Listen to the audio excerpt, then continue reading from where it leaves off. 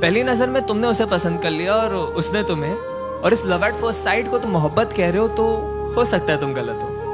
क्योंकि यार पहली नजर में तो हमें एंटीक चीजें भी पसंद आ जाती है, पर हम उसे घर में रखते हैं दिखावे के लिए। बस क्योंकि देर रात तक तुम दोनों ढेर सारी बातें करते हो और इसे तुम मोहब्बत समझते हो, तो हो सकता है तुम गलत हो।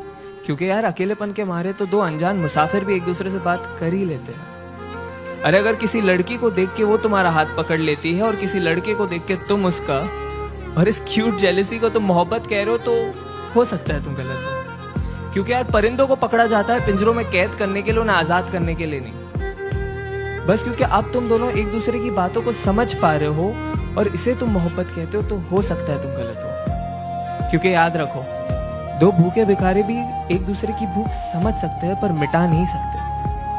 अरे अगर तुम एनिवर्सरी का सेलिब्रेशन हर महीने कर रहे हो और इसे तुम मोहब्बत कहते हो, तो हो सकता है तुम गलत हो।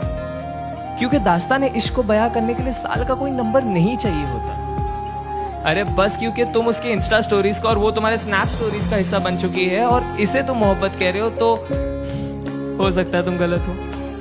क्योंकि यार मोहब्बत को फिल्टरों के साथ सेव नहीं किया जाता, उसे बस उसी लम्हे में जिया जाता है। हाँ लेकिन अगर जिस्मों में उलझने से पहले तुम उसकी जुल्फों में उलझना चाहते हो, अगर वो बेखौफ अपना बचपना तुम्हारे सामने जाया कर देती है, अगर उसके कपड़ों के बेपर्दा होने से पहले तुम अपने सारे राज उसके सामने खोल दिए और उसने भी अपने सारे डर का जिक्र तुम्हारे सामने कर दिया, अगर उसका हर आंसू तुम्हारे ही कमीज पे बहता हो और तुम्हारे मुस्कान की वजह उसकी नादानियां ही हो, तो शायद नहीं यार यही प्यार है। और अगर ये प्यार तुम्हें मिल गया है तो इसे पकड़ लो, जकड़ लो, गले लगा लो और जहां मौका मिले बस इसे कहते रहो कि तुम इससे कितना प्यार करते हो।